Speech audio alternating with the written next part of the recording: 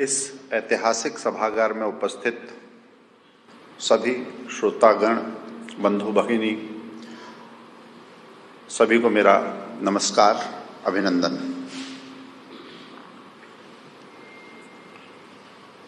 आप सब एक नहीं अनेक कार्यक्रमों के साक्षी रहे होंगे, परंतु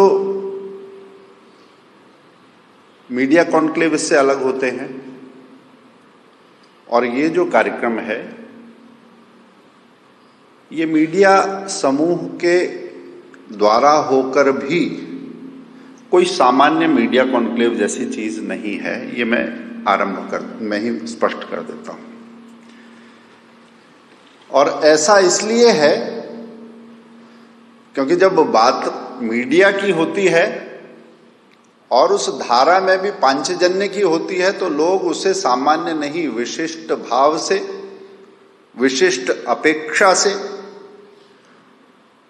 और विशिष्ट गुणों के साथ वो आगे आया होगा, ऐसा मानकर लोग आते हैं, एक साथ पांचजन्य को देखते हैं। क्योंकि ये यात्रा जो है वो यात्रा ही ऐसी है। पांचजन्य, जैसा कि हम जानते हैं, भगवान श्री कृष्ण के शंख का नाम था। महाभारत की बात होती है तो महाभारत में भी सत्य का जो उद्घोष है, सत्य का जो प्रहरी है, वो पांचजन्य है। और मीडिया में जब ये उद्घोष आता है तो उसका समय बड़ा प्रासंगिक है। 1948 की मकर संक्रांति, जिस समय लोगों को लग रहा था कि मीडिया की यात्रा, मीडिया का काम तो देश को स्वतंत्रता दिलाना था, ये यात्रा पूरी हुई, अब आगे लक्ष्य क्या है, अब तो काम पूरा हुआ। उस समय भाऊराव देवरस जी ने, दीनदयाल जी ने कहा कि नहीं, सरकार आई है मगर सरोकारों की यात्रा तो चलती ही रहेगी, इसलिए इन सरोकारों को स्वर देना है तो अपने सांस्कृतिक आधार को छोड़कर हम आगे नहीं चल सकते। उसके प्रतीक के रूप में पांचजन्य और संस्थापक संपादक के रूप में अटल जी का चयन किया गया। तो पता चलता है कि क्या भाव रहा होगा, क्या गरिमा मन में रही होगी और समाज की किन अपेक्षाओं को पूरा करने का ये काम है।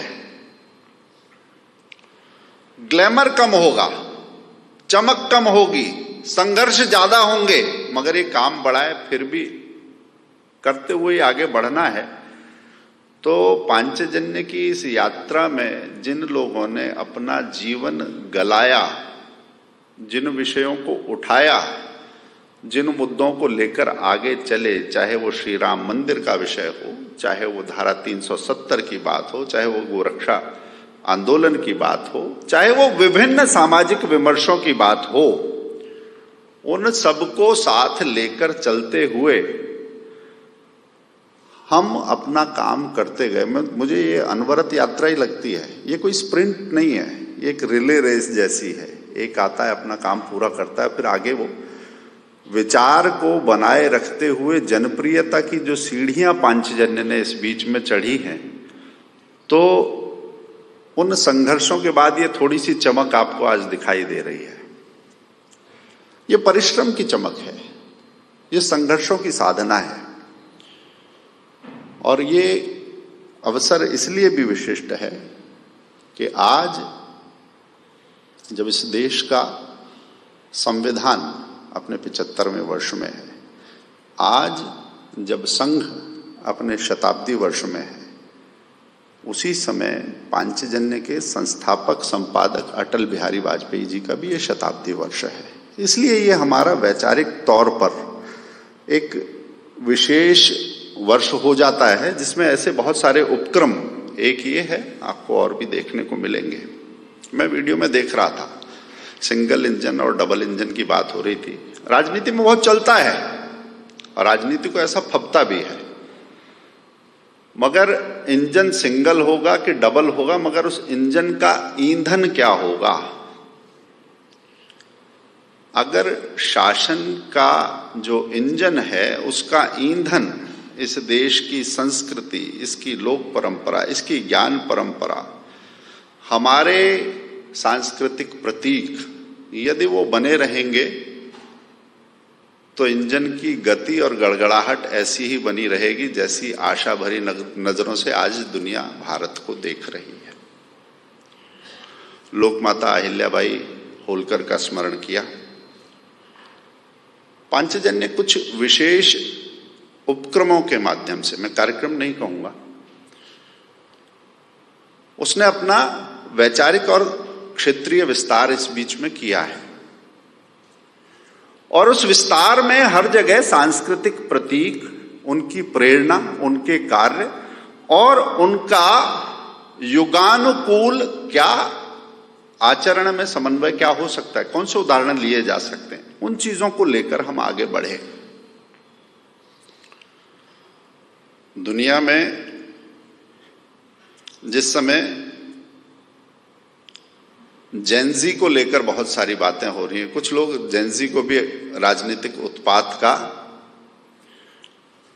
उपद्रव का अपना कच्चा माल बनाना चाहते हैं, उस समय भारत का जेनजी जो है वो अपनी सांस्कृतिक जड़ों से जुड़ा रहकर कुछ अलग ही बात उसके मन में पक रही है, ये समझ में आता है। वो अगर ऐसा नहीं होता तो कौशल विकास ऐसा नहीं होता, इतने स्टार्टअप नहीं होते, इतने पेटेंट नहीं होते। ये क्यों हो रहा है? क्योंकि जड़ों से जुड़ाव का आग्रह राजनीति में, शासन में, प्रशासन में बढ़ा है और वो प्रतिरोधों और उपेक्षाओं के बावजूद बढ़ा है। राजनीतिक नेतृत्व के पास आपको आज एक बड़ा आपको कार्य दिखते हैं, मगर वो कार्य कोरे नहीं है, उनके पीछे जनमत की शक्ति है। कड़वाहट राजनीति में एक अलग स्तर पर जाती दिखती है, मर्यादा लांघती भी दिखती है, मगर ऐसे सारे स्वर लोकतंत्र के आंगन से बुहार दिए जाते हैं। अभी बिहार विधानसभा का चुनाव हुआ, बातें बहुत हुई होंगी, परंतु लोगों ने कहा कि नहीं, आगे बढ़ना है तो विषबेलों को हटाना होगा, जंगल राज को हटाना होगा, सुशासन के बिना काम नहीं हो सकता। तो आग्रह उसी सुशासन का है। प्रतीक के तौर पर जैसे हमने कहा, यहां लोक माता है, गोंड रानी दुर्गावती है, ये सारे प्रतीक आए कैसे? राष्ट्रकूट राजा, कैसे ये सारे प्रतीक आए? क्योंकि विश्व को जन का केवल तंत्र नहीं होता, जन से बड़ा व्याप है इस लोक का। लोकतंत्र जो हमने कहा, उसका इतिहास, लिच्छवी गणराज्य हो, शाक्य हो, आप एक पूरी श्रृंखला है। हमने कौन से काम किए, कौन से उससे सबक मिले, कौन सी ऐसी चीजें हैं जिनको लेकर हम आगे बढ़ सकते हैं, और कौन से ऐसे काम हैं जिसमें केवल और केवल राजनीति का मुंह नहीं देखना, समाज आधारित विकास कैसा होता है। आज इन सब विषयों की हम चर्चा करेंगे। आज हम उद्योगों की बात करेंगे, आज हम स्वास्थ्य की बात करेंगे, आज हम जनजातीय समाज के सामने जो चुनौतियां हैं उसकी बात करेंगे, आज हम सुशासन के विविध आयामों को आज के संदर्भ में कैसे उनको लेकर चला जा सकता है, उन सब कसौटियों की, पैरामीटर्स की भी बात करेंगे। बहुत सारे विद्वज्जन हमारे बीच में हैं और सत्रवार ये क्रम शाम को 6:30 बजे तक ऐसा चलेगा। तो मैं मंच अपने साथी अनुराग जी और तृप्ति जी को सौंपता हूं आगे की कार्यवाही के लिए। धन्यवाद, नमस्कार।